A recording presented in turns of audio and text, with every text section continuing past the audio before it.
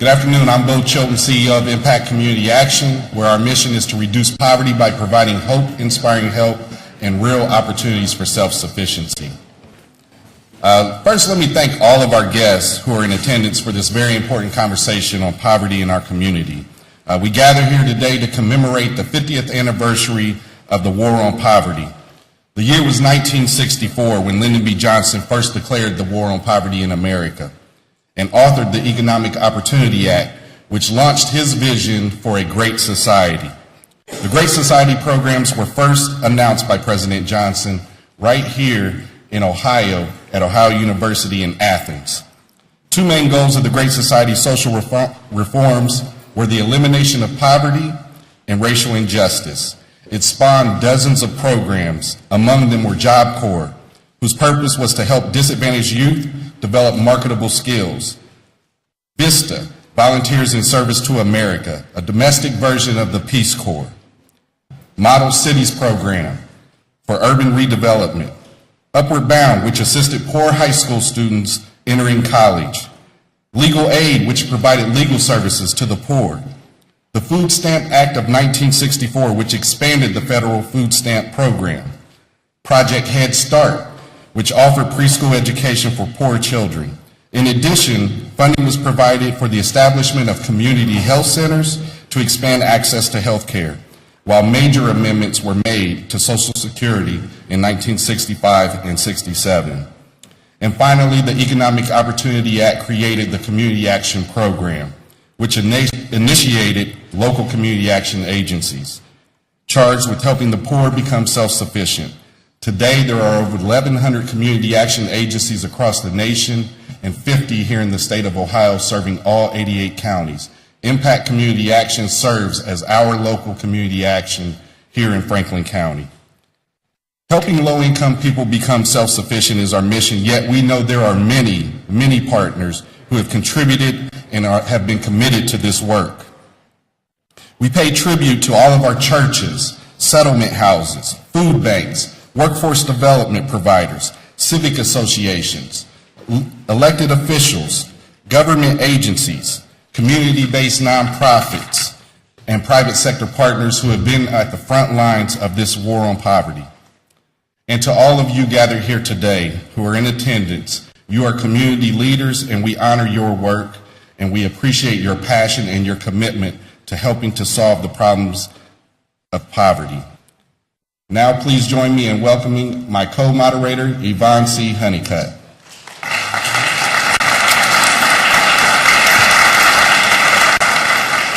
Good afternoon, and thank you, Bo. Before I get started, we'd like to invite you to continue to use your cell phone during this taping and during the Poverty Summit. Please, however, put it on silent or very low vibrate. If you are a social media guru, we invite you to follow us on Facebook, or you can follow us on our Twitter handle, Impact, IMPACTCA, and hashtag 2014 Poverty Summit. I have the distinguished pleasure of introducing our Girl Power panelists this afternoon, two women that I truly admire in our community. One, Ms. Roberta Garber. Bobby Garber is the Assistant Vice President for Planning and Development at the Columbus Metropolitan Authority, where she manages and develops resources for client services and family self-sufficiency programs. From 2001 to 2012, she was the Funding Executive Director of Community Research Partners, a nonprofit research evaluation and data center in Columbus, Ohio. She also managed her own consulting firm, Roberta F. Garber Consulting, which provided planning, research, evaluation, and facilitation services for nonprofit and public sector organizations. Please join us in welcoming Roberta Garber.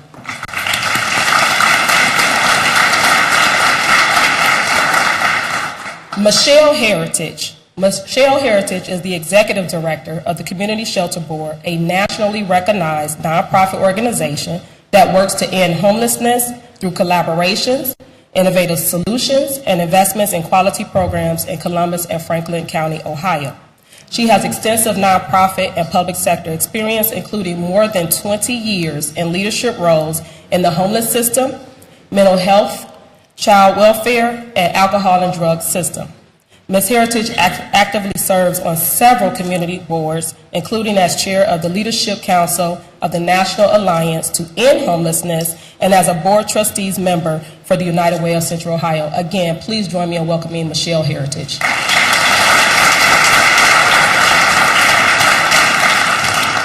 Our other two panelists, Professor Keith Kilty, who is a professor emeritus from the College of Social Work at The Ohio State University. His research interests focused on poverty and inequality in the United States, particularly for women and minorities of color. In addition to teaching, Professor Kilty chaired the Poverty Class and Inequality Division of the Society for the Study of Social Problems, and has directed and produced a documentary about poverty and inequality called Ain't I a Person? That featured households in Cincinnati, Ohio. Since his retirement, Professor Kilty has continued to be an activist for social justice in Central Ohio. Please welcome Professor Kilty.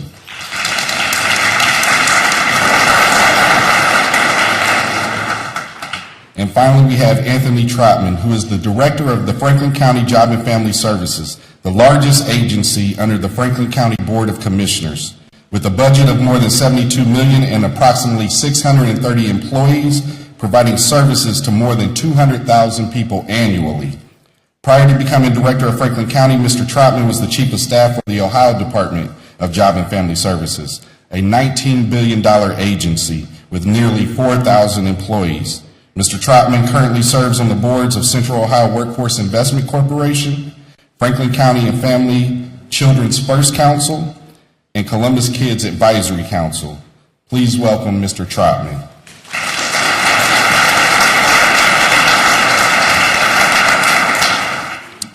All right, we want to kick this off, Professor Kilty, with a question to you. Earlier this year, you wrote an essay titled, 50 Years Later, Did the War on Poverty Fail?, in which you made the case that the war has been successful in lifting people out of poverty despite being underfunded.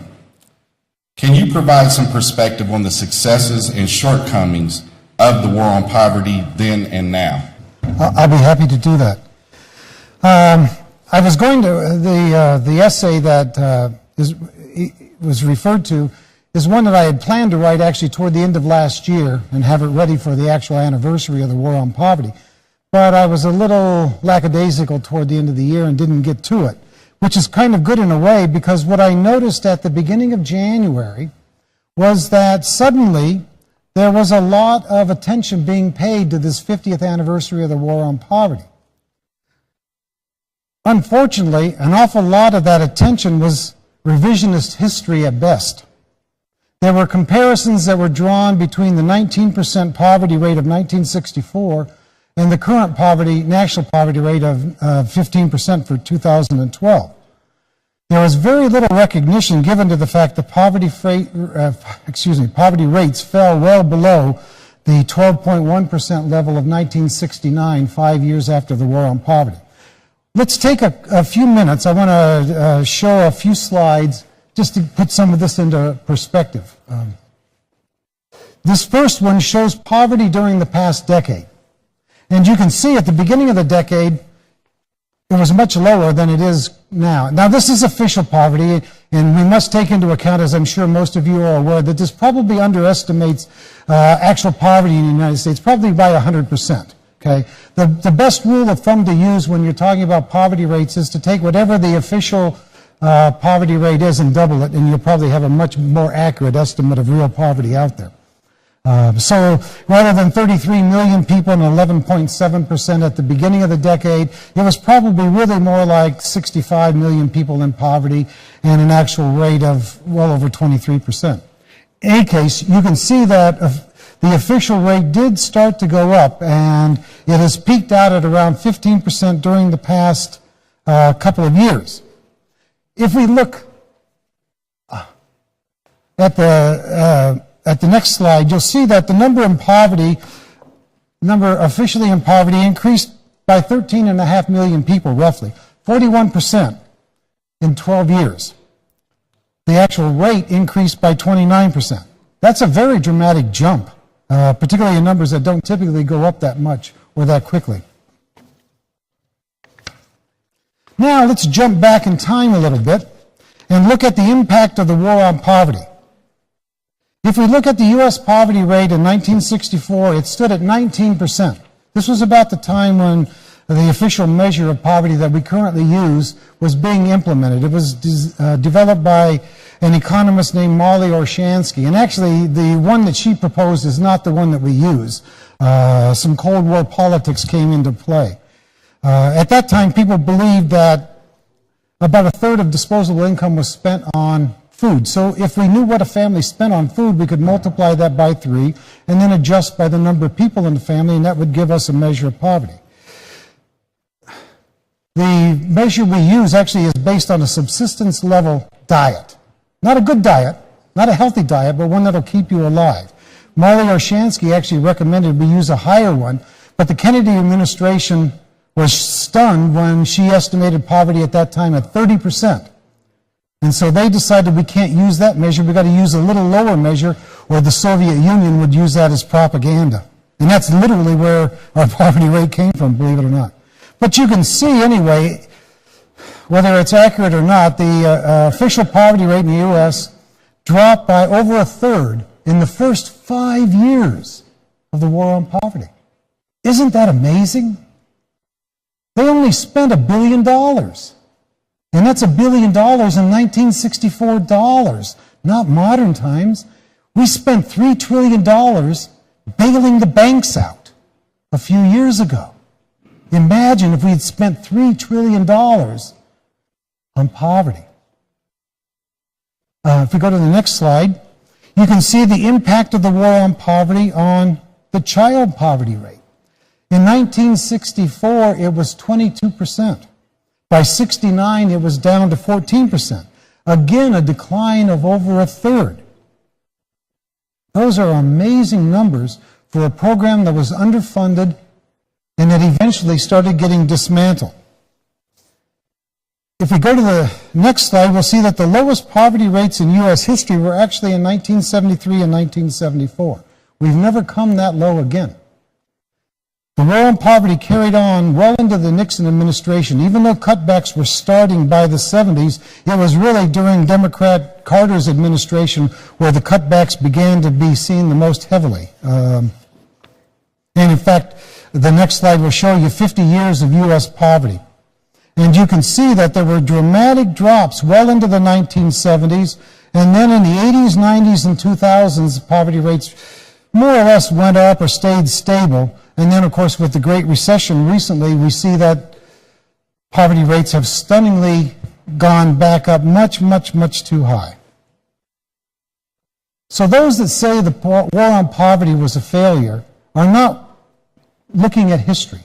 They're not looking at the actual numbers out there. What they don't seem to appreciate is the efforts that were tried and the fact that by the mid-70s, many of those efforts, because of conservative politicians, were already being cut back. What do 50 years of poverty numbers tell us? I think we can come to 2 basic conclusions here. The social safety net, or public supports if you want to think of it that way, is essential for reducing poverty. And we saw dramatic declines in the 60s and the 70s. Unfortunately, by the 80s and the beginning of the Reagan era, those supports have been gradually eroded. We don't really have much of a social safety net in the United States any longer, and it's being cut inch by inch by inch. Earlier, you heard that the 50th anniversary of the Food Stamp Act will be celebrated this year too. The Food Stamp Act, which made the program permanent, was signed into law. There we go. Thanks. On August the 31st of 1964. And we are seeing dramatic efforts to cut back on food stamps now, or SNAP as it's currently called. That's true of every program. In 1996, we had welfare reform, which dramatically changed public assistance in the United States. Do you know how important those numbers really are? Yesterday I saw a report in Business Insider, which is not a newspaper I regularly read, but somebody brought it to my attention. Walmart Corporation who I would not think of as an advocate for government programs, said that their bottom line has been hurt. Their profits are down because the people they cater to, poor people, low-income people, because their prices are low, have lost food stamps, have lost public assistance, have lost other benefits, and it has hurt their bottom line. Now imagine if a corporation like Walmart is actually willing to admit how important the social safety net really is in people's lives, then how bad is it really out there now? And where do we go from here? I think the most important lesson we can take away from the war on poverty is we did it once, and we can damn well do it again. Thank you.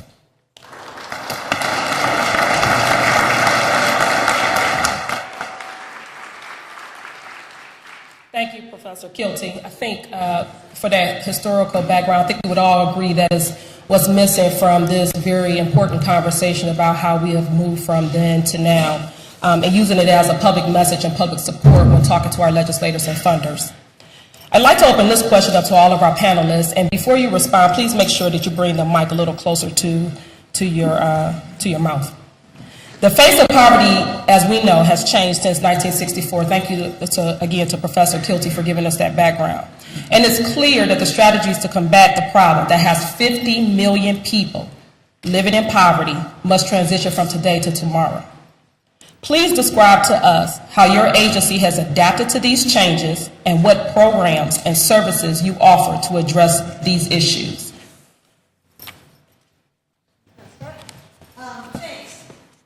Let me start with just a little bit of an overview of Columbus Metropolitan Housing Authority. For those of you who might not be familiar with us, I've been at CMHA for a little over a year, and it's interesting to me that a lot of people in the community, even people involved in housing, don't have a clear idea of what we do.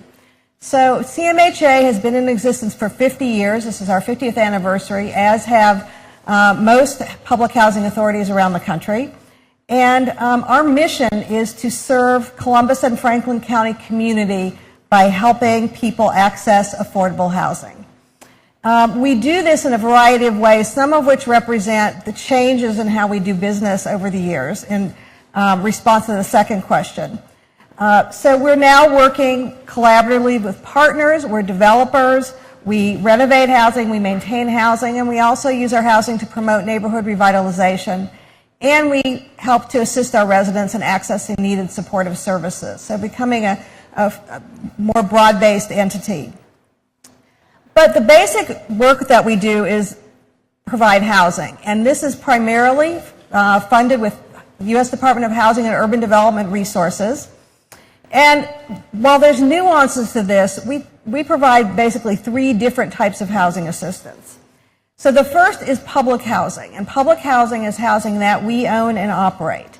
And I'll talk in a minute about what's happened with that housing stock, but we now have about 200 units of public housing for elderly households and about 1,100 family households. We then have 2 types of housing vouchers. What used to be called Section 8, you may know about Section 8, is now called Housing Choice Vouchers. We have approximately 12,000 tenant-based vouchers. That's a housing assistance voucher that income-eligible households can take and find a landlord on the open market who's willing to rent to them with the voucher, whose housing meets our housing quality standards and is within our rent limits. The other type of voucher is project-based, and that means we work with housing developers and housing providers, and we attach our voucher to their unit. So whoever moves in that unit has the benefit of the housing assistance voucher. And in most of our programs, a household pays up to 30% of their income for rent and utilities. About 84% of our residents have incomes below $20,000 a year, and 43% have incomes below $10,000 a year. So certainly well below the poverty level for most of them, and well beyond the self-sufficiency level, or 200% of poverty, for nearly all of them. We have only 29% of our residents that have income from employment, and 33% receive SSI disability payments. Only about 7 to 10%, depending on what group you're looking at, receive public assistance or TANF benefits. So that's the picture of kind of who we are and the housing that we provide in our tenants. We have adapted to changes in poverty in a number of ways. And one of those ways is to shift our housing portfolio from public housing or physical units that we own and operate to vouchers. And that gives our households more flexibility in where they live, and we're finding that poverty is now not just a Central City phenomenon, but it's all over the county, and our vouchers are used in 44 zip codes in Franklin County. We have changed, the changing face of poverty has led us to become developers. That allows us to work with other collaborators, potentially supportive housing providers who can provide services linked to our housing. And all the housing that we provide, the new housing we provide now, is mixed income, because I think what we've learned is it doesn't do anyone any good to have a concentration of hundreds of very poor families in one place. It's not good for the residents, it's not good for the neighborhood, and it's not good for the housing authority. So in that way, that we've changed in terms of how we're approaching new housing. We are housing more immigrants and refugees, which I'm sure a lot of service providers are finding, and we've had to provide multilingual services and address cultural differences in how households live and maintain their housing. And the last is we have found that housing is not enough. Providing someone with a home is not necessarily addressing all their needs, and they may not even be able to be good tenants if they don't address social problems with their household, with their children, with their friends. So we're having a greater emphasis on supportive services and self-sufficiency programming for our residents.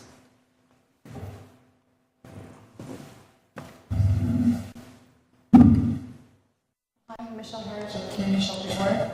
Is this a good level for folks? Yeah, okay. So Community Shelter Board was started in 1986, and it was the vision of Mel Schottenstein, who was a major philanthropist and business leader in the community, along with Nancy Jeffrey and Bob Lazarus. And they noted an increase in folks that were experiencing homelessness, that were street homeless. And they said, we have to do something about this. We have to have a response to what we're seeing, and we need to do this in a very concerted, strategic, and thoughtful way. And so the city, the county, and the United Way came together along with some private investors, and they said, we should form the Community Shelter Board, which is a private 501c3, but for all intents and purposes, we function very much in a governmental way because we handle a lot of government dollars, so we want to have a lot of transparency and accountability for how those are spent. CSB started funding 2 small shelter programs, and we have now are putting about $14 million into the community to end homelessness on a continuum. Programs to prevent homelessness, so if folks can find some other opportunities for them to not have to come into the shelter system, we want to work on that. I will tell you, over the course of time, we have seen little by little death by 1,000 cuts. There's less and less available for our organizations, our partner organizations, to be able to put folks in some other form of services besides coming into the shelter system. Our shelters now are serving 10,000 unique individuals that are experiencing homelessness every year. For many of those individuals, like single adults, they become homeless repeatedly. They're not able to stabilize in housing. And on average, for example, a single adult in this community becomes homeless an average of 3.4 times per year. And half of the individuals, the single adults that come through our system, become repeatedly homeless in that way. In terms of what we've had to do, we've had to make some really huge changes, and I'll talk later about some very significant changes that we're making. But we've really had to, our providers have really had to look at providing more holistic care. It used to just be shelter. None of our shelters, none of our providers simply provide shelter. There's a whole array of services they provide, linking folks to benefits, trying to help them become gainfully employed when possible, working with them to find affordable housing when they can, helping them to be able to learn how to budget. We've really had to change the way in which we go about doing work. For example, in our family system, we have really looked at actually doubling people up. You know, that was a really dirty word, doubled up, before, but we have almost all of our families coming to us from a doubled up situation. And then they end up in shelter. And sometimes what we know is they cannot afford their own home. They can't afford their own apartment. The lack of affordable housing in our community has really been a pressure on the homeless system. When you think about a family, for example, our average family income right now is $612 a month. And market rate housing for a 2-bedroom apartment in this community is $780 a month. If you work minimum wage, in order to afford a market rate 2-bedroom, you have to work 77 hours a week, 52 weeks a year. It is not possible. And so with these kinds of facts, we've had to start to look at other kinds of programming, one called kinship care, where we actually give families stipends to try to get them to have family members live with them so we can help. We're also seeing, and I'll talk about it a little later, but we are seeing the results of some of the poverty increases. The homeless system and definitely the food and food bank system are directly related to poverty numbers. What we generally see is food insufficiency, food insecurity first. And so frankly, as long as the Mid-Ohio Food Bank has to open pantries in this community, the Community Shelter Board will have to do more services because it's just a matter of time. It's food insecurity, followed about 18 months to 2 years later by housing instability that can result in homelessness. And so we've really, and I'll again talk later about some things that we're doing, but we've really had to take a very holistic approach to that. And also some of the things we're seeing is from pressures in other systems, the homeless system has become the discharge plan. I'll give you an example, and I'm not trying to pick on mental health, worked in mental health for years and years and years, but these are just the facts. Over 400 times last year, we received someone coming into our shelters from an inpatient psychiatric ward. We were the discharge plan, often discharged directly from prison and jail directly into shelter. And so as we see pressure on these other systems, as they're getting cut, we see that we're becoming a discharge plan. And so we then ask ourselves what needs to be developed within our system to help people to get out of shelter quickly and restabilized and not return repeatedly.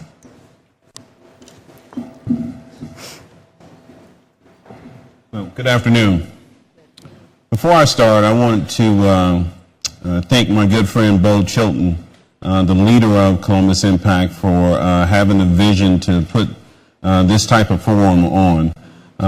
There's been lots of discussion in our community about poverty over the years, and Bo has always been at the forefront of trying to figure out ways to solve it. And so thank you, Bo, and thank you to your entire leadership team for being there. I am Anthony Trotman, Director of the Franklin County Department of Job and Family Services, and I am very proud to serve under the Franklin County Board of Commissioners, John O'Grady, Marilyn Brown, and Paula Brooks. At JFS, we have an annual budget of $72 million. However, the economic impact of our programs is approximately $2 billion. For context, the economic impact of our programs is higher than the gross domestic product for 26 different countries. We work with our clients to provide solutions to temporary challenges they may be experiencing. Whether the challenge is obtaining medical coverage through our Medicaid program, food assistance through our SNAP program, workforce training through our TANF program or our Welfare to Work program, child care assistance, or temporary cash assistance. Our goal is to ensure our clients move toward a pathway out of poverty. Another significant component of our work is in the area of our community contracting, or community program funding. We fund various community programs with over $21 million in the areas of workforce development, where we work with organizations such as Jewish Family Services and Goodwill, the Settlement Houses, and the Urban League. Early childhood and youth programs, where we fund the United Way with their work in Columbus Kids. And we do after-school programs and summer camps and summer youth employment.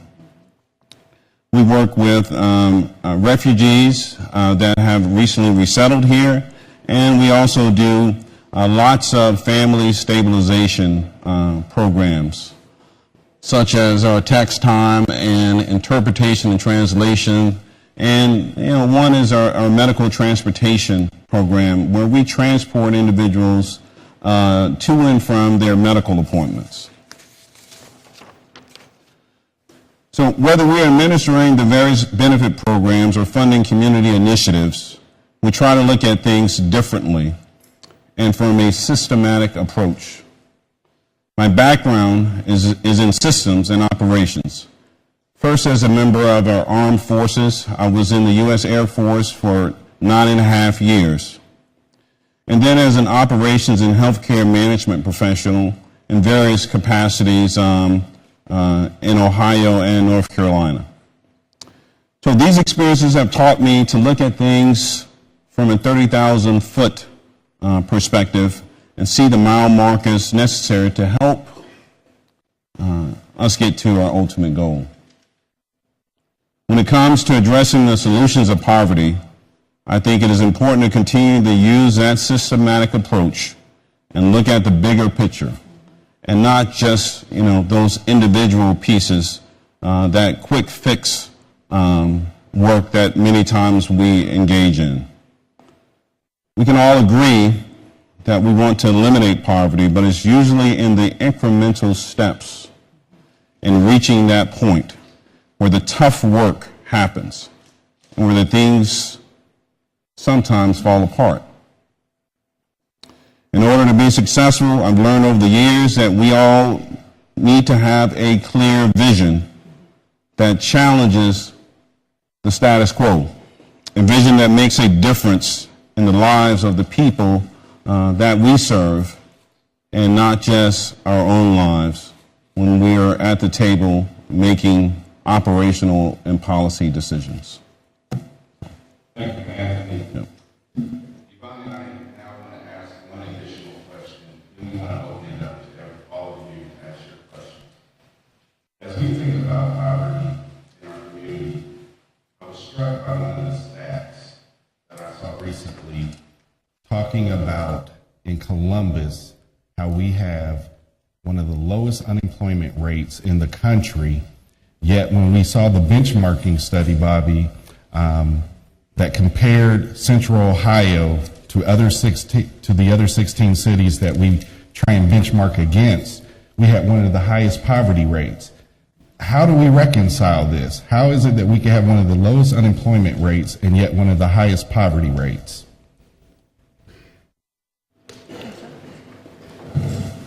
Sylvia, let me put my research hat back on now. My CMHA hat. I think a lot of it has to do with the change in work.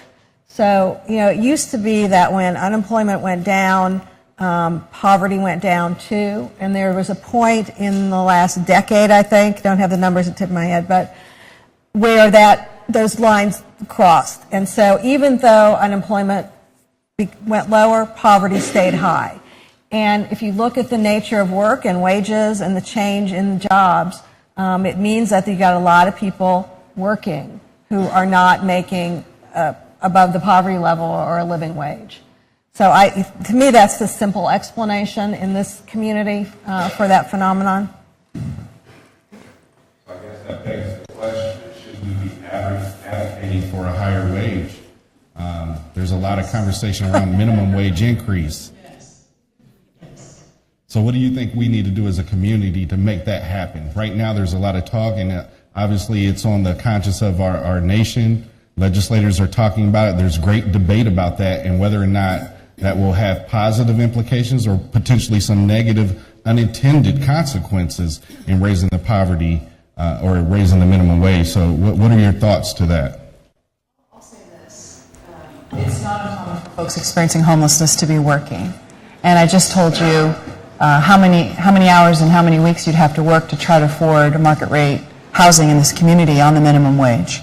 A key way to end homelessness in this community is to raise the living wage, raise it to a living wage, at least get it above where it is so that folks can, this is my feeling, if you're working full-time, you should be able to enjoy in this country a few things. One, you should not be food insecure, you should not be housing insecure, you should have a safe and decent place to live, and you should have transportation in order to get to and from work. I think that needs to become a core value, and I don't think that it is right now. And I know that sounds harsh, but the fact is we are in this community and this country tolerating the fact that someone can work full-time and live in abject poverty, not being able to meet their own needs for subsistence, needing to use food pantries and needing to use other kinds of services. We have to address this issue, and we have to make a commitment that we need to raise the living wage. And here's what I would say. There's many studies that show that it's very, very positive to raise the living wage so that folks can purchase goods. They begin to pump money into the economy. The fact is the top 1% can only buy so many cars. And so if you give 10 people enough money to buy a car, they'll buy 10 cars, but the 1%er may not buy 10 cars. They do pump money in. And I also want to say, we absolutely know what the consequences are of failing to take action on this issue, which is what we're seeing right now. So I'm a huge proponent.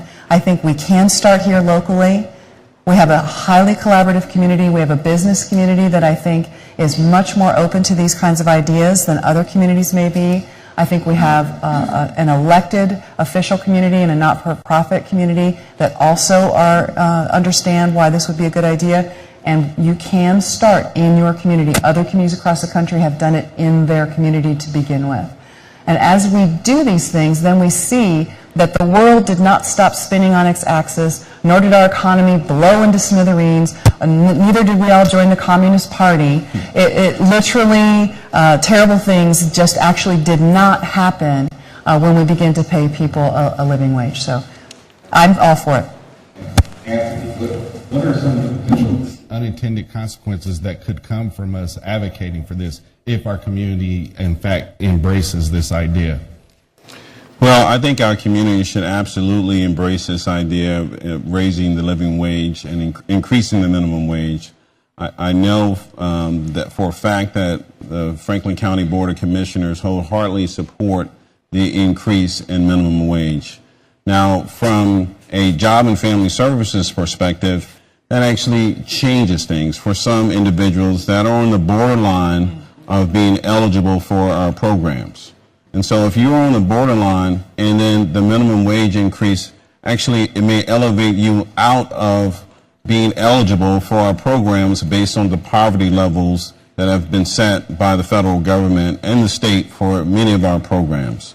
And so right now with, say, our subsidized child care, the eligibility standard is 125% of the poverty level to get in, and then you go up to 200%. You have to be working or receiving public assistance to even receive the subsidized child care. And so if that wage increases, and it increases a person right above that 200% of the poverty level, that will have an impact on that family. And so from free or subsidized child care with a minimum copay to potentially for quality child care, they may have to pay somewhere in the neighborhood of $150 to $200 a week for good quality child care. And so as the minimum wage is increased, we also need to look at the poverty tables for our programs to make sure that we're not increasing one and decreasing in other areas. So I'd like to stay with that just for a moment and talk a little bit about some of the abode initiatives and steps we're taking right here in Columbus. I have a two-part question, and for those that know me know that I'm a public policy wonker, and so I think that it's imperative that we bridge what's happening with policy with what's practiced, because it doesn't matter if we legislate certain laws and certain practices if we're not handling it in our community. So one, think about this. Talk to us a little bit about, and I think the mayor addressed this in his State of the City address back in February, put in some very bold dollars, some activities and some practices around hiring a director of education. Talk to us a little bit about what you think is the intersection between poverty and education, and what are some of the most pressing issues that we need to address?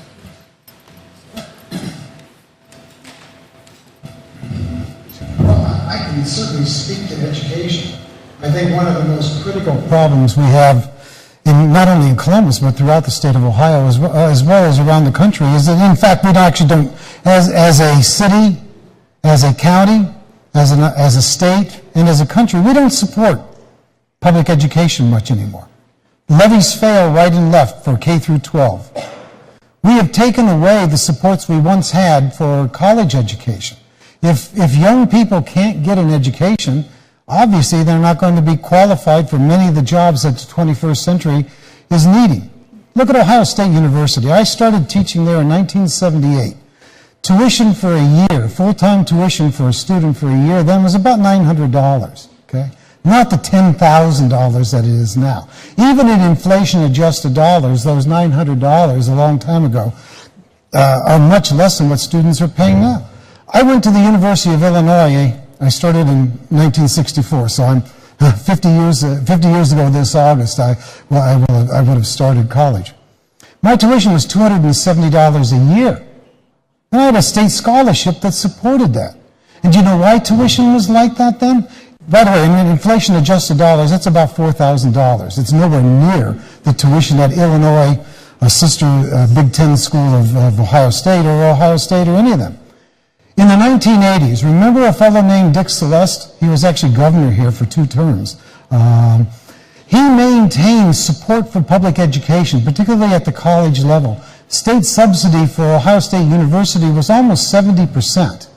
It was between 65 and 70%. That is, state tax dollars provided the bulk of money for the cost of education at OSU and the other state universities. Now it's under 10%. Okay? In the last 20 years, we have seen incredible erosions of public support for colleges, as well as every other level of education. 2 or 3 years ago, when things were really getting bad, the Great Recession or whatever you want to call it, that started in 2008, by 2010, 2011, how many teachers were getting laid off? How many people were losing jobs like that? How many classrooms got more and more crowded? How many people were convinced that the schools were squandering money and that they could afford to cut some of the fat away and blah, blah, blah, what we've heard people complain about for years and years. The reality is that we, as a society and as a community, don't appear to be prepared to provide a sound education for all of our young people from the day they start kindergarten all the way on up. And unless we change some of those sentiments, folks, we're not going to make progress. We really have to make sure that public education, quality public education, is available for all of our young people.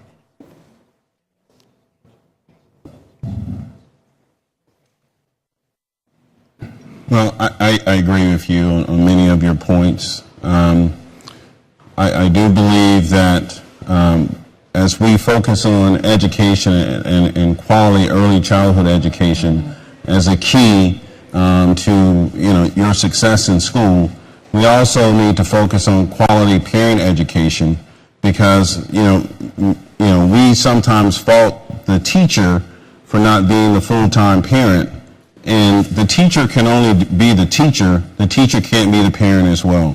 And so we need to continue to engage some of these parents and give these parents the tools and techniques in order to continue to educate their child during the out-of-school hours, during the summer hours, and so on and so forth.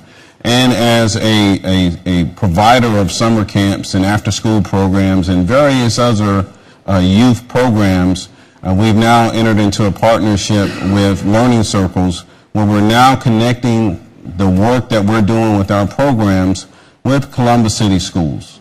And so as we look at the out-of-school learning, we were doing that in the past in somewhat of isolation.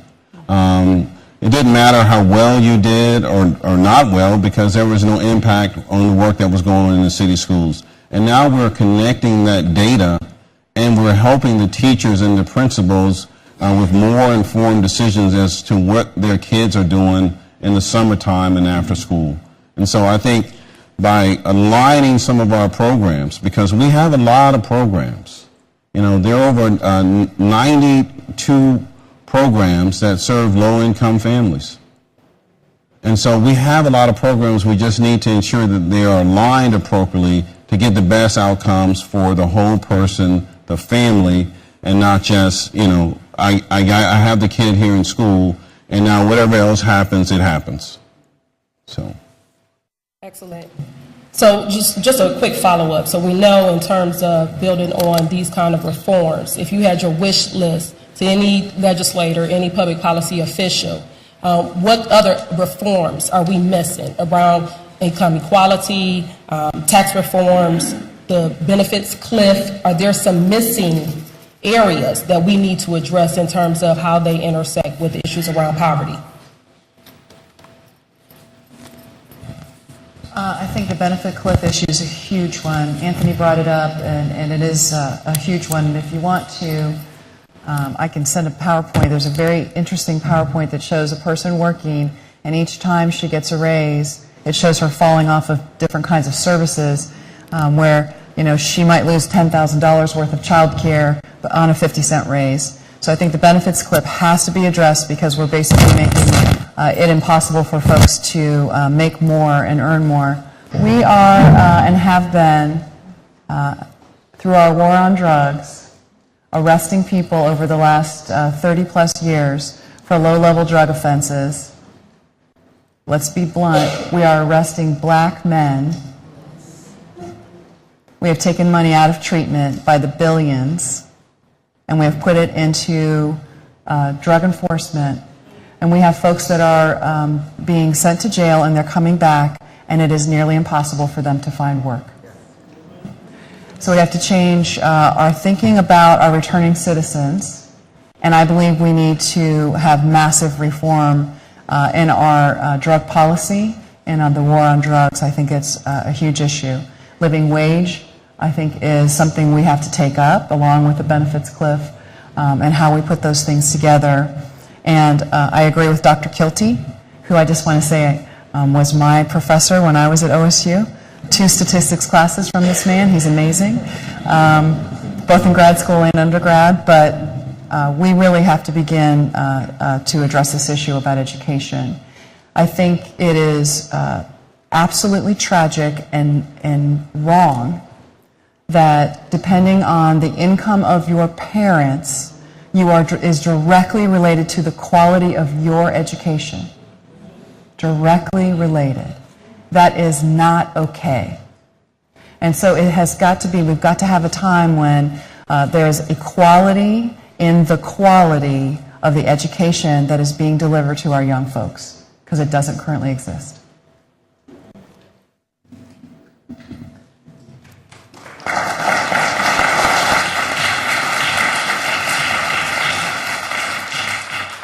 One other thing that we run into, and you would think I would say something about funding for housing, which of course is a sort of baseline for us, but one of the biggest barriers we find for our households being able to access services, employment, is transportation.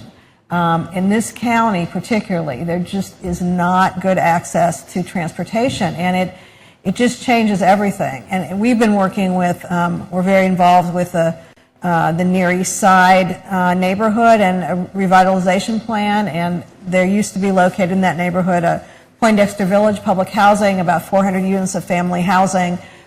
That's going to be redeveloped. Those households got housing vouchers, and now they're located all over Franklin County. And if we want to do a meeting of former Poindexter Village residents, we have to send people out in cars all over the county to get them here, because they can't get anywhere. And what they say to us is, when we lived in the Near East Side, at least we had good bus access. Now we may be in a better neighborhood, but we can't get anywhere. So it's just, it comes all the time for us to get folks to employment, to get people to health care, to get kids to child care. To me, it's a very tangible thing. Like, this is something we could do something about if we had the resources. We know what to do, but it just is not getting any better. Now I want to open the floor to any of our guests that have questions. Please come to the microphone. And as they're making their way, I'll just pose this question. And this is a pretty big one. We've heard about the idea that really the best program or service that you can have to fight poverty is a well-paying job. First off, we talked about the importance of education, early childhood education, access to transportation. We've talked about access to affordable housing. All of these issues seem so complex. The question begs is, where do we get started? Like, how do we, if we want to be involved in this, how do we begin to attack this problem? Where do we start, and how can the community get involved?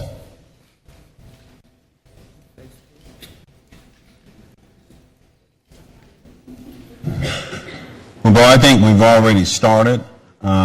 And as we look at all the different organizations here in our community, in our county, our city, if we can begin to align the work of all these different organizations, I believe that we can get a better return on our investment. And I understand that part of the issue of alignment means that, you may receive funding from one federal source to another, and so there's various rules that limit your ability to align. But I believe if, once we begin to have more forums like this and have more discussion across the table, we can align better. And so, say, Job and Family Services can align better with the Shelter Board and CMHA and Ohio State, which we are aligned. We already are doing work together. But if we, spread our wings a little bit and align with the school board, with all the school boards in our community, we can get good outcomes. And I believe we are doing that, especially with our programs and the work that we're using Learning Circles to connect with the school system to get the best outcomes for those kids.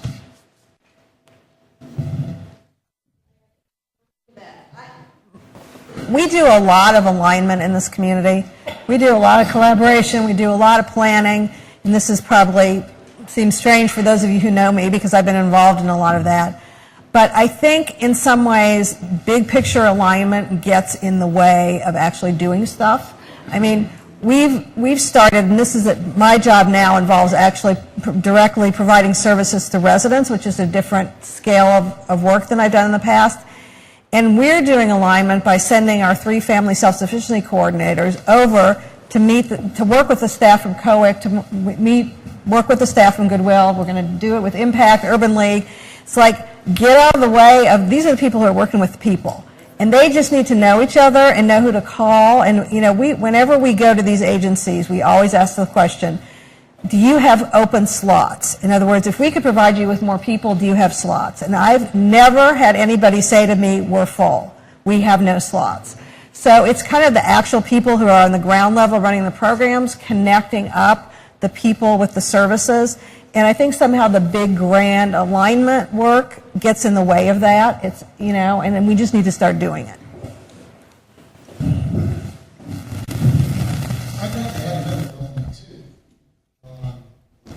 One of the reasons that the Civil Rights Movement led to the Civil Rights Act of 64 and the Voting Rights Act of 65, one of the reasons that the war on poverty ever happened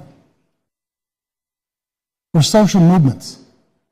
If we want to see real change in our society again, it's going to have to start, I think, at the grassroots level.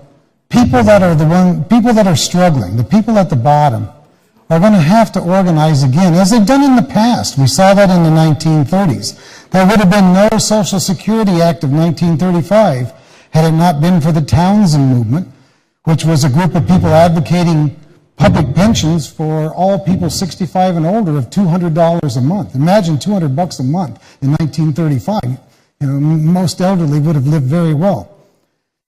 It was those same movements the civil rights movement, especially of the 1950s on into the 60s, that pushed LBJ. And I think his heart was in the right place. I think he believed in what he was advocating with the Civil Rights Act and the Voting Rights Act. But it was that force upward that helped him to push a Congress that didn't want to take action and a Supreme Court that didn't want to take action back in those days any more than they do now. Okay? It was the welfare rights movement of the early 1960s that expanded public assistance and the idea that people ought to be given a basic level of living. And hopefully we'll see that emerge now and move away from means-tested public assistance as we have in this country to universal programs like mother's allowances, for heaven's sake, that you see in virtually all of Europe. I had a friend who taught at Miami University, and he spent a year living in Luxembourg with his family. Because they had 3 children, they got 900 euros a month. Not as welfare, but as a universal program. Every child in the country, their parents got 300 euros or so per child per month. It was universal. Imagine $1,400 going to a family of 3, regardless of their income level in this country, especially those down at the bottom. Would they be in poverty at that point? They might actually be able to afford the rent and food and clothing. We need that upward push again to make services and that social safety net universal. We should have equal access to education. We shouldn't be talking about cutting Head Start. It should be everywhere. Free school lunches. Why should we charge a kid a Vinnie of whatever? I mean, we've heard the Columbus schools doing that now.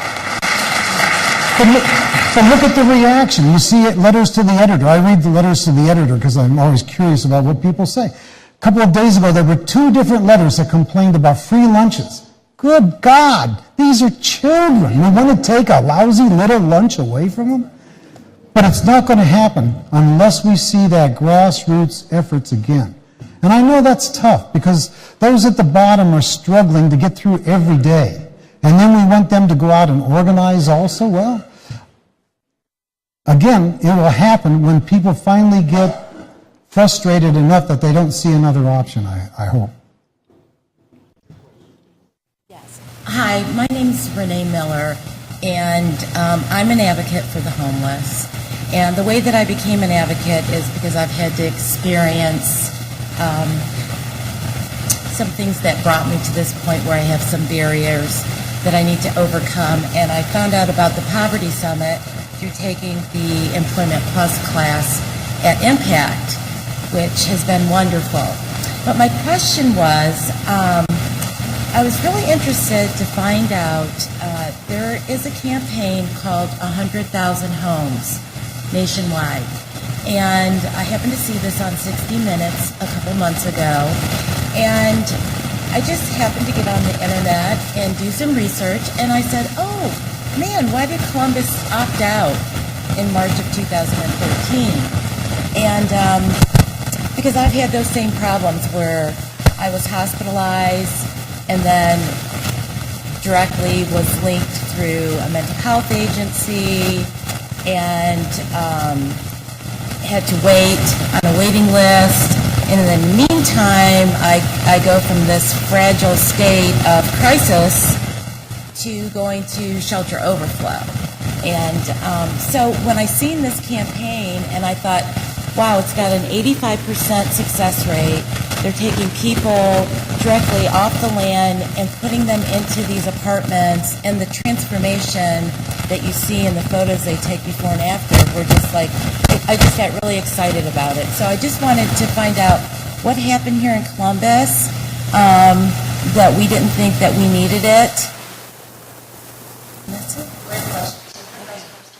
Is a national movement, and it is to try to house 100,000 folks that are experiencing street homelessness specifically, and where we have large populations of chronically homeless individuals.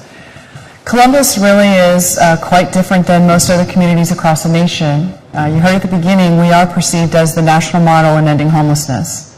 And folks literally fly in from all over the country to see the work we're doing.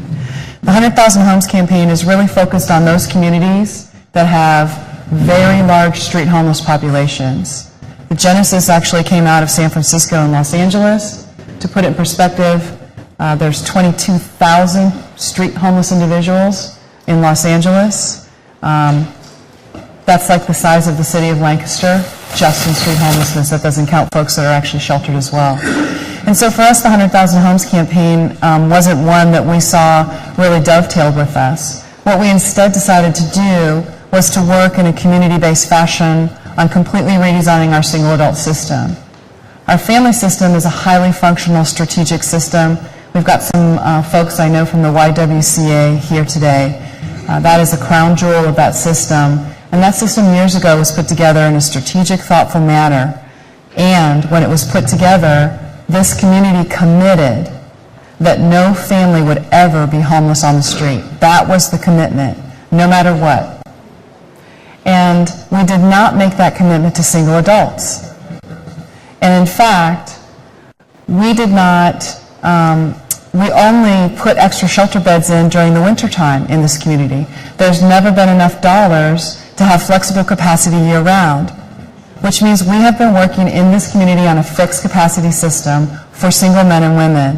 When the last bed is filled, which is every single night, we put people on waiting lists.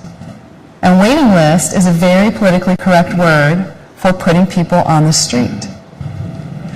Our women this summer were waiting as long as 2 weeks to get a shelter bed. Our wait list got as high as 125 human beings that were not being provided with the most basic need for shelter. And so the Community Shelter Board began a process, over 300 people involved with us, over 2 years of planning to develop a complete new system. And one of the things we said was, we have to, as a community, make a commitment that no one is ever put on a wait list again. And what that meant was we had to add flexible capacity all year round with services. And that we had to make sure that as soon as someone needed a bed, they got the bed. And that the services they received were much more targeted, much more intensive, much more thoughtful in the way that they were provided. We will move in this new system when we open this new shelter, the first of it, in July, to no more waiting lists. Number one, no more waiting lists, no more human beings on the street.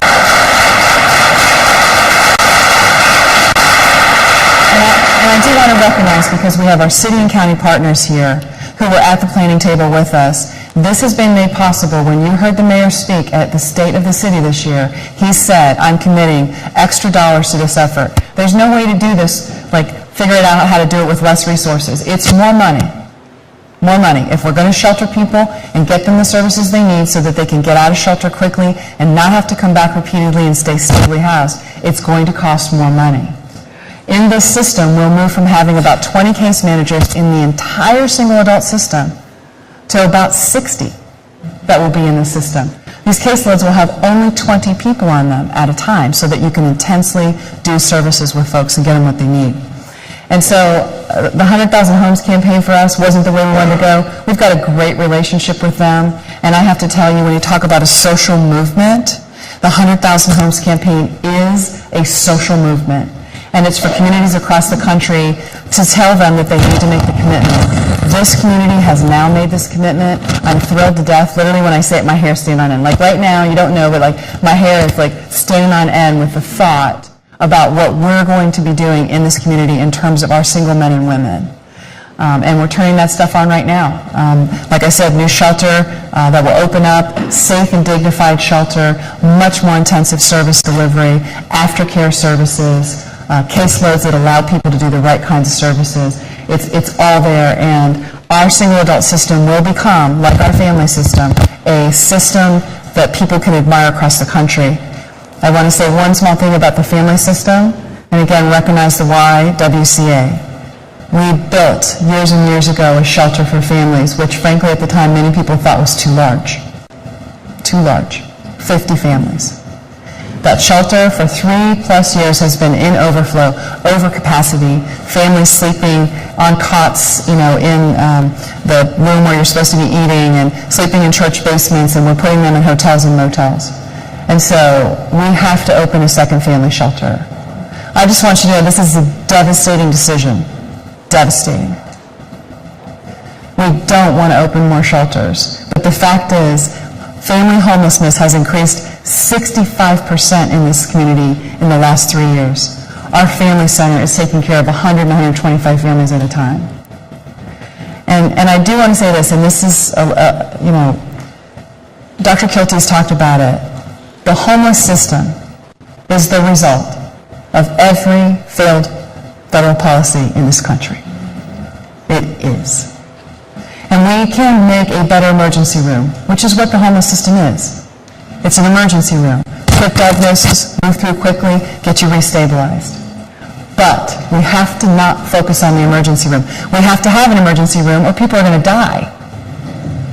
But this is not where the solution to this lies.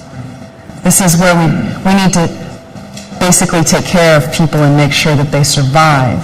But the answer is much farther upstream. We have another question. Yes, my name is Donna, and I'm a social worker. Been a social worker for 30-something years. And I guess my question is, because I've seen this system change, each and every one of these systems have changed greatly, and not necessarily for the better. I'd like to thank Ms. Heritage for her truth speaking, because a lot of the things she said was true. But I guess my question is, I work with pregnant women, and there's a problem as far as housing with them, even getting into a shelter. If they're single, if they don't have the baby yet, they can't get into the family center. They don't have income because they're pregnant, they can't work, so it's hard for them to go into the women's center. I work with a young lady who spent 2 nights in the bus station, and she was at risk because she was in her first trimester. Lots of stress.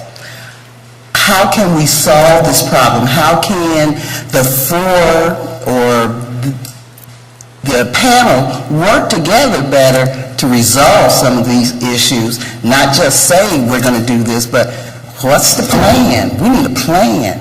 We need it now.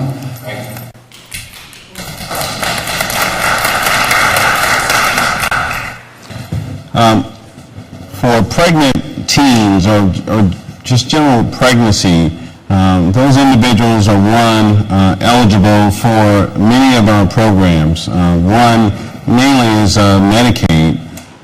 They can immediately get on Medicaid if they are pregnant. Excuse me? I know, as we talk about all of our systems, and as we talk about all of our programs, for us it is Medicaid and cash assistance. And, when the baby is born, there's child care. I'm also on the board for the Family and Children's First Council, and we administer the Help Me Grow program. And so we'd be there with the family and to assist them after birth to make sure that all the systems are right and figure out if there's any needs for that particular child and mother. We would work with that family to get them what they needed. And so that's from a health standpoint, as well as a child development standpoint and a cash assistance standpoint. We would be there for that family. Does anyone else want to respond to that?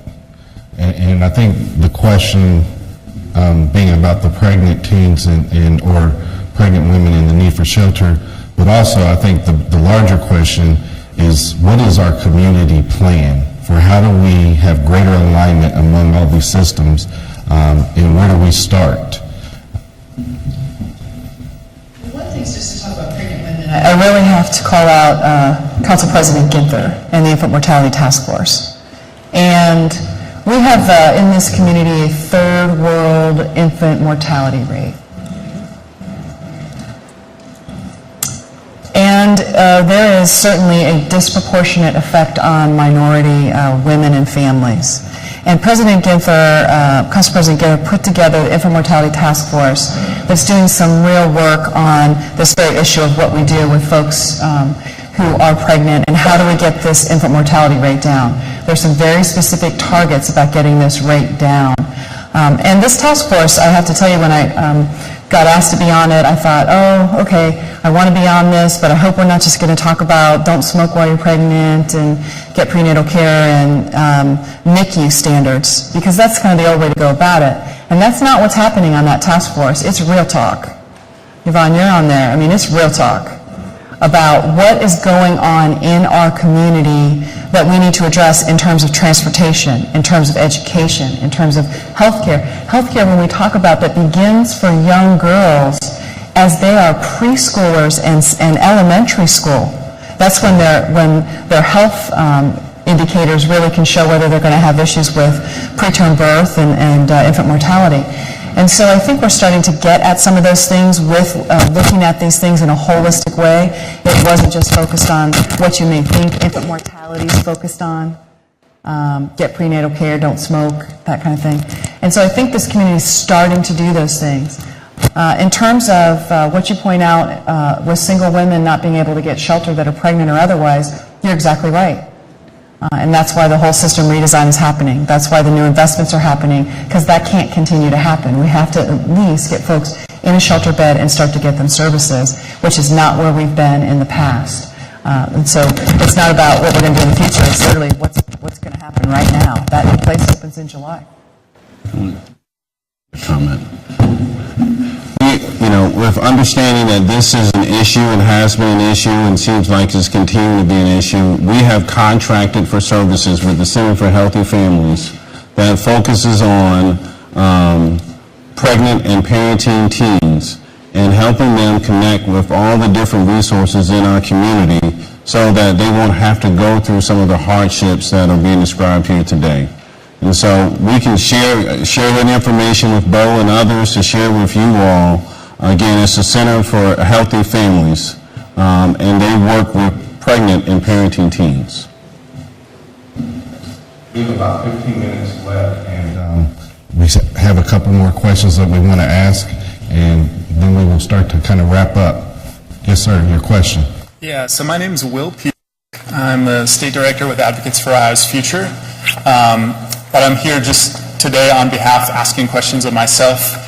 I'm an organizer, and I believe that people can make a difference. If we work together, we can make big differences on these issues. Just even the statistics on infant mortality in the state of Ohio, we're 48th in the nation. We can do better than that, and there's a bunch of people in this room. So I have two questions, actually. The first is, I wonder about kind of the question that we're asking. We're talking about eliminating poverty. And to me, so we're kind of thinking about what we're against, and it's this arbitrary line that the federal government sets up. But when you're talking about aligning interests and what do we want, what are we for? So I wonder if we should start asking the questions about, how do we think about strengthening families, strengthening our communities, and think about what we're for, what do we want? So that's one that's kind of a nuance, but I think that matters in terms of the questions that we're asking. The other question I wanted to ask, and this is why I'm just asking on behalf of myself, Advocates for Ohio's Future hasn't taken a position on the living wage, but it's something I'm very excited about, and I'm wondering, I know there's the infant mortality task force with some serious conversations happening around that issue. I'm wondering if there are serious conversations about a living wage happening in Columbus on the Franklin County level or even the municipal level, and if not, who's in the best place to lead that? Sign me up. I wanna get involved. But even at the state level, I mean, I think can we start having conversations about a ballot initiative in 2016 about a living wage? So how do we start kind of asking those questions and thinking about that? Thanks. I want to take this opportunity to let everyone know in your program should be a survey. We want to get your feedback. We also want to know if you could put your name on that. We should have your contact information if you registered. We don't want the conversation to stop here. There are some things that we want to do to mobilize our community going forward. So if you're interested in being part of that, please fill out that information. Thank you for your question. Does anyone want to respond to that? And I don't know if this is exactly responding, but I think just to give you some sense of where the Housing Authority is around trying to do advocacy, and I think part of it is just being realistic about the environment we're operating in. And so you're not going to you can't go to Washington and ask for more money for public and assisted housing. Ain't going to happen. But we think there's a lot of ways that we can use the funding we have more flexibly if Congress and the Housing and Urban Development Department would let us, and they're doing some pilots around the country that are fairly limited, that allows housing authorities to merge all their funding streams together and use it much more flexibly, because now we're really siloed into public housing can only be this, and Section 8 can only be this, and family self-sufficiency is only this. So I think that's the approach we're taking, and I don't think it's kind of defeatist. I think from our perspective, it's realistic, and we feel like it's doable, and it could make a big difference being able to do different things, flexible things with the money that we already have.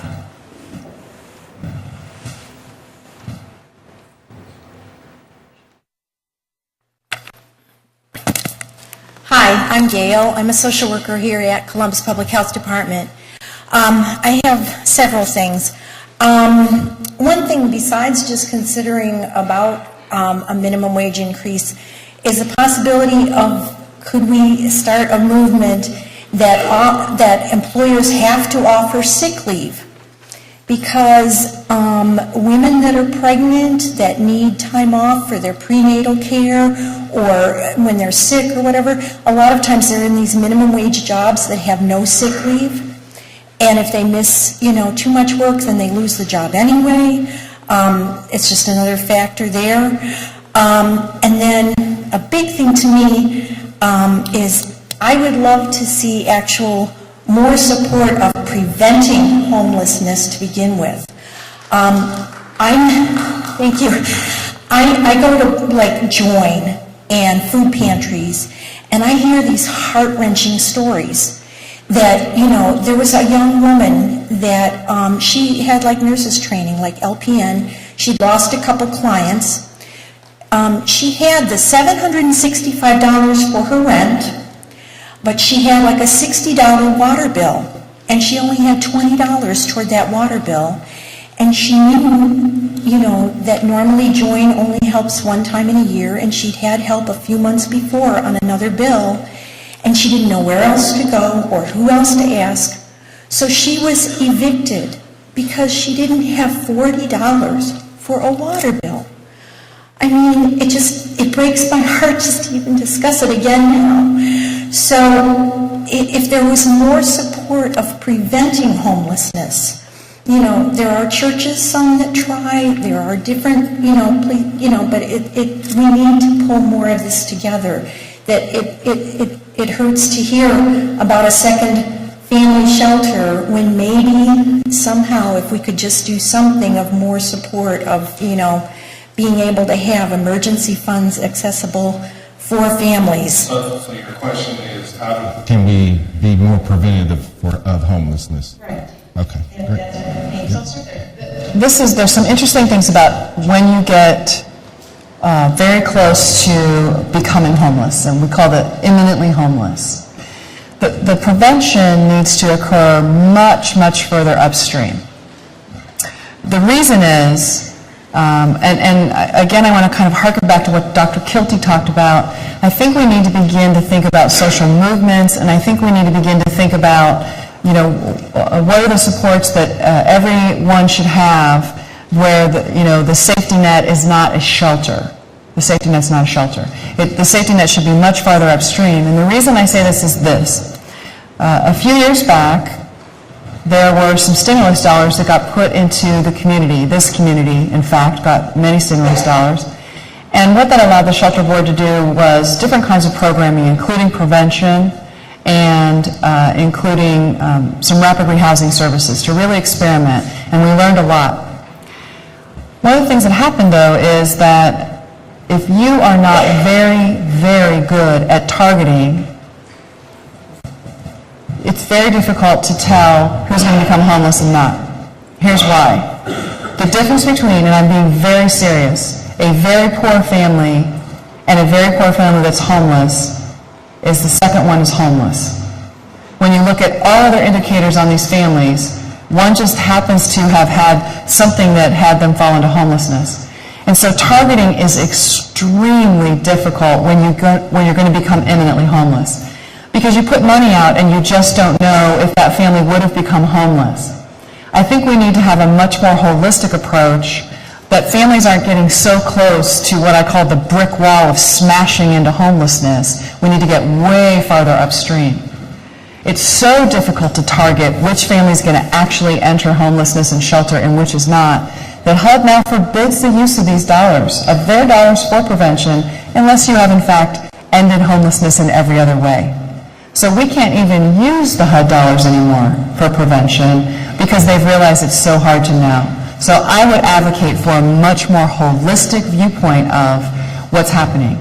What I will tell you is many cuts that have been experienced at Job and Family Services that have come down from the federal government have directly impacted people becoming homeless because they don't have some of their prevention dollars that are much further upstream. And then what happens is folks lose their housing, they end up doubled up and into our shelters. Remember, most people do not come from their own apartment into our shelters. They come from doubled up. And so the prevention is much further upstream than right before you hit the brick wall of homelessness. Thank you, Michelle. We have two final questions from our guests. If you want to step to the microphone. Hello. My name is Marshall Couch. I'm a case manager for Faith Mission, specifically the SSVF program. I am also a veteran.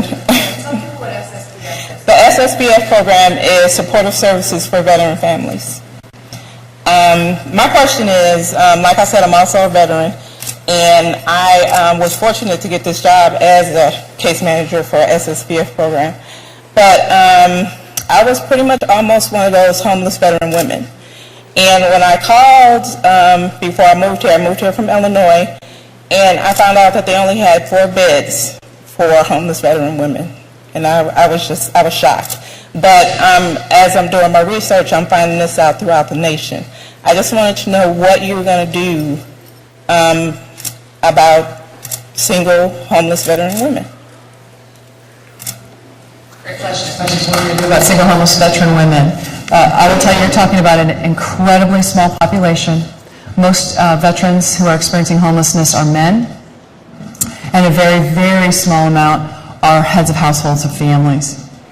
The Veterans Administration has taken on at the federal level that they intend to end veteran homelessness by the end of the 2015 calendar year. And they have begun to put in tremendous amounts of resources. The program that she was just talking about are new resources into our community, more than $2 million focused on preventing and ending homelessness among veterans. And the Veterans Administration intends to put even more dollars into the system, including subsidized housing vouchers. Our mayor recently took a challenge from HUD and the Interagency Council on Homelessness at the federal level, and we are competing with Des Moines, Iowa, and Minneapolis, St. Paul to see who can end veteran homelessness first in this community. And interestingly, just earlier today, we hosted our first meeting to see how does the VA, the Second Harvest Food Banks, the City of Columbus, the Mayor's Office, and City Council members, and Veteran Services Administration, the Community Shelter Board, providers that are receiving these dollars, all get to an integrated type of system focused on ending veteran homelessness. And now because our mayor, as you may know, if you know Mayor Coleman, he wants to win. He wants to win, and I want to win. And I think what's going to happen is with these challenges, these 3 communities are all recognized as leaders in ending homelessness just nationally. We will be having a lot of learnings with each other. But what's interesting is veteran homelessness in the country has decreased steadily over the last 2 years because the Veterans Administration has put resources into the communities to make that happen. And I can't stress that enough. The fact is you have to have more resources to serve more folks. And thank you for your service, and I'm so glad you're a case manager.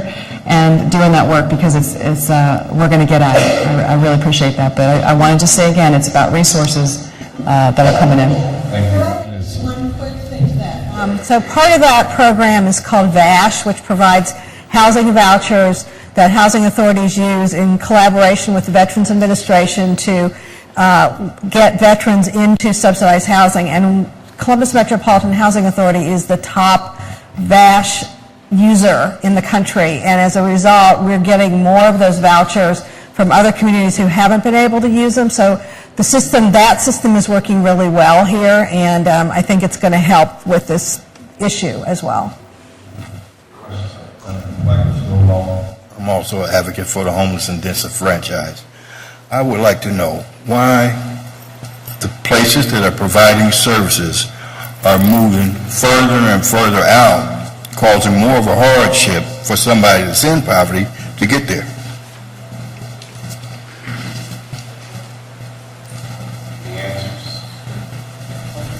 Family services, I mean, you cut South High, moved it to the north end. Right. Well, thank you for your question. One of the reasons that we've had to make some changes is really due to the economic pressures that our system is under. As Michelle talked about, our agency has been cut and cut and cut and cut for a number of years, and we had to make some tough decisions as to, one, we need X amount of staff to service our clients, and where do we make these tough decisions? So as it relates to the South Center, we still have a presence on the South Center currently, right now, with staff located there where any individual can go and drop off their documentation or get their questions answered or apply online at that location. And as technology continues to grow, especially right now with the Medicaid program that's connected to the Affordable Care Act, you can apply online without ever having to come into one of our facilities, or you can do a telephone application without ever having to come into one of our facilities. You can fax your documentation in, or you can mail it in. And so the whole brick and mortar need is very different based on the new program requirements, that you don't have to physically come in for a majority of our programs. And so we had to make a critical decision because of the reductions in our administrative budget over the years. So we were cut during the recession, but our admin budget never grew after the recession. So we were cut by, X millions of dollars. That's why we had to make some of the critical decisions. I'm going to try to single you out personally, but you're the only one that happens to be here. There are services moving further and further out and causing more hardship, and thank you for your answer. So I think that's an important question, and one that we have to address, obviously, because poverty is moving further and further out as well. And so transportation is becoming a major issue, and that's something that we want to continue to address. I definitely implore all of you to please continue to fill out those forms. We will not stop here. This was just the start. I'm also excited about something that's happening in our community with the United Way, who has a campaign, Unite to Fight Poverty. I'm excited about that because the United Way is now joining this conversation and elevating the conversation so that we have people, our leaders and private sector leaders and public policy makers who are taking this issue of how do we address poverty seriously. But as Professor Kilty mentioned, when you talk about a social movement, it really happens at the grassroots.